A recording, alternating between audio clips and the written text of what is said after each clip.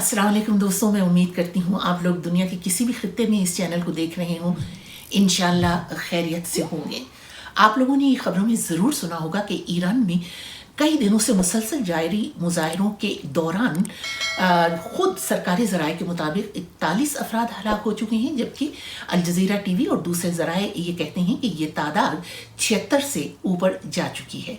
और ये जो मुजाहरे हैं, एहतजाजी मुजाहरे, ये एक 22 साला बच्ची माशा अमीनी के जो मोरालिटी पुलिस है, जिसको अखलाकी पुलिस कहा जाता है, लेकिन वो एक गैर अखलाकी और जालिम पुलिस है, उसके ज़ेरे हिरासत इस बच्ची की हलाकत के ख़िलाफ़ ये तमाम मुजाहरे हो रहे हैं, जो अब ईरान के भी मुख्तलिफ शहरों में फैल गए हैं।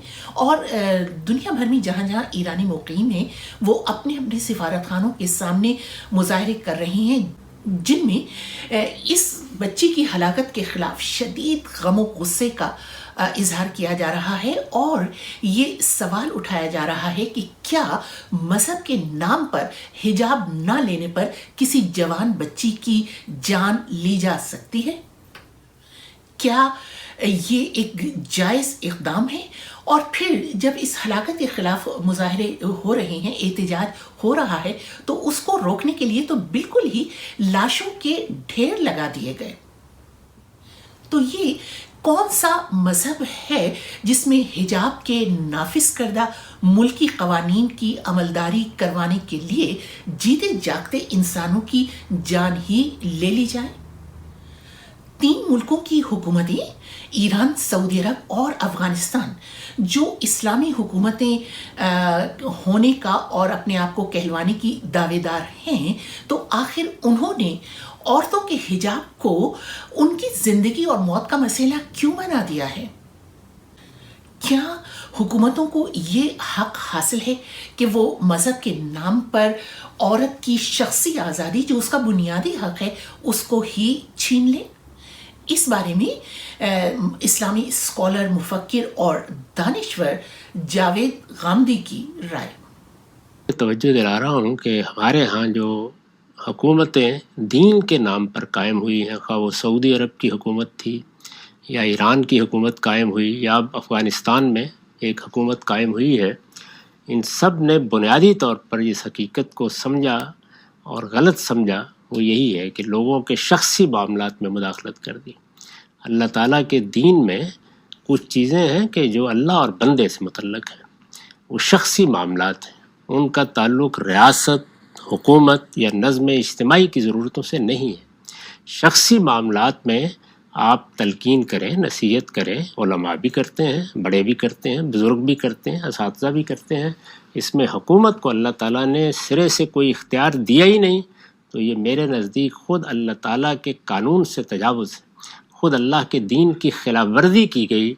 जब औरतों पर इस तरह की पाबंदियाँ लगाई गईं या उन्हें पाबंद करने की कोशिश की गई, मस्जिद का मिंबर इसीलिए ख़ास किया गया था कि हुक्मरान जुमे को वहाँ आएँ और जिन चीज़ों को वो अपने लिहाज से दीन की रूह से ज़रूरी समझते हैं या मुस्तहब समझते हैं या पसंदीदा समझते हैं, उनकी तलकीन करें, नसीहत करें, जिस तरह के हमारे यहाँ मस्जिदों में की जाती है।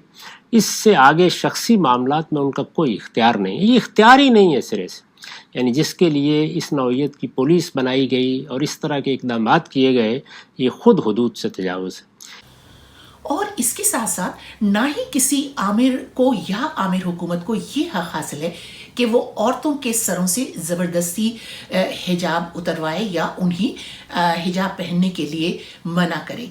ईरान में जो सकाफ़त थी, सदियों से जो सकाफ़त थी, वहाँ पर जो औरतें थीं वो हिजाब भी लिया करती थीं, और बहुत सी औरतें जो हैं वो शहरों में या छोटे शहरों में स्कर्ट भी पहना करती थीं, लेकिन वो अपनी मर्ज़ी से ये सब कुछ करती थीं। लेकिन शाह ईरान ने फिर ये किया कि शहरों में जो कारकुन काम करने वाली ख़वातीन थीं या इसी तरह से दूसरी सड़कों पर नज़र आने वाली ख़वातीन, उनको हिजाब लेने से, सर पे स्कार्फ लेने से रोक दिया गया और मना कर दिया गया।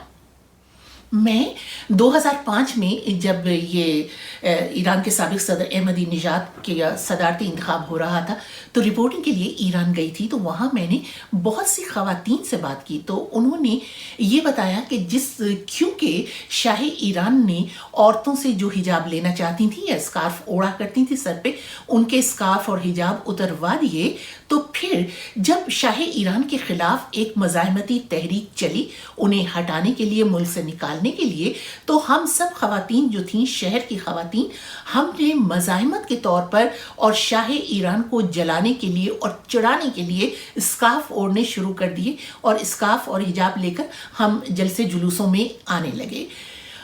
جب شاہ یہاں ایران سے نکل گیا تو پھر ہم لوگوں نے یہ سوچا کہ اب ہم اپنی مرضی کی زندگی جی سکیں گے، حجاب لینا چاہیں گے تو لیں گے، نہیں لینا چاہیں گے تو نہیں لیں گے۔ لیکن افسوس کہ ایسا نہیں ہو سکا، بلکہ مذہب کے نام پر ایک اور آمریت ہم پر تھوپ دی گئی، نافذ کر دی گئی۔ اور جب وہ خواتین جو پہلے حجاب نہیں لیا کرتی تھیں، جنہوں نے صرف احتجاجی طور پر یہ جو ہے حجاب لینا شروع کیا تھا، انہوں نے جب اپنے سابقہ زندگی کی طرف واپس آنا چاہا تو پھر یہی جو موریلٹی پولیس ہے، یہ جو اخلاقی پولیس ہے، اس نے مار مار کے ان کے سروں پر اسکارف اور حجاب لینے پر ان لوگوں کو مجبور کیا۔ یہاں تک کہ ایران میں اب حجاب نہ لینے پر عورتوں کا قتل عام شروع ہو گیا۔ اگر شاید سعودی عرب میں عورت باہر نکلے تو وہاں بھی ایسا ہی ہو، اور افغانستان میں جب ایک اسلام کا دعویٰ کرنے والی حکومت برسر اقتدار آئی تو اس نے آنے کے بعد سب سے پہلے عورتوں پر علم کے اور روشنی کے دروازے ہی بند کر دی۔ اور دنیا بھر میں اس 21ویں صدی میں جب عورت کائنات کی تسخیر پر نکلنے کے لیے تیار بیٹھی ہوئی ہے تو سعودی عرب میں کم سے کم یہ ہوا کہ اسے گھر سے نکل کر گاڑی چلانے کی اجازت دے دی گئی، جبکہ عورت اور مرد زندگی کی گاڑی کے دو پہیے ہیں۔ تو پھر سوال پھر وہی اٹھتا ہے بار بار کہ آخر زمانے جاہلیت کی طرح کب تک عورتوں پر جبر کیا جاتا رہے گا؟